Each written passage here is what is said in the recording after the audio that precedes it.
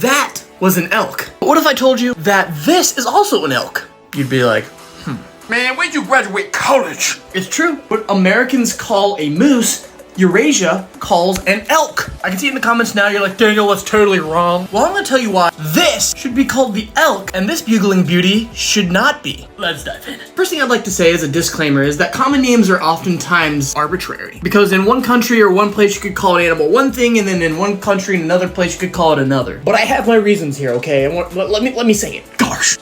First, let's look at this binomial nomenclature, its scientific name. The elk's scientific name is Cervus canadensis. To be honest, his scientific name is actually quite easy to kind of move through, so let's do this real quick.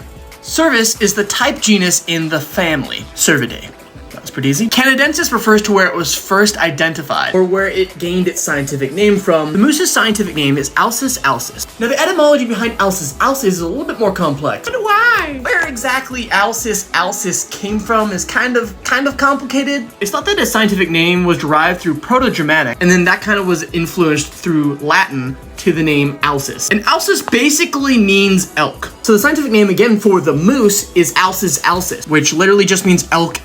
It's believed that the name elk actually just means large deer, which, you know, accurate enough, I suppose, for the day. They're both cervids, so. But the moose was discovered long before the North American elk, Cervus canadensis. So then maybe we should call moose elk? I mean, you know, I think here's a good compromise. Okay. First, let's look at why in the world did they call them the moose then? Where did that name came from? We know where elk came from, but where did moose come from? Well, just around 1606, the year it first entered the English language. And it's actually derived from the Algonquin languages. In Narragansett, moose, two O's. In Eastern Abenaki, moss. It's thought that its name is also derived through musu, meaning he strips off.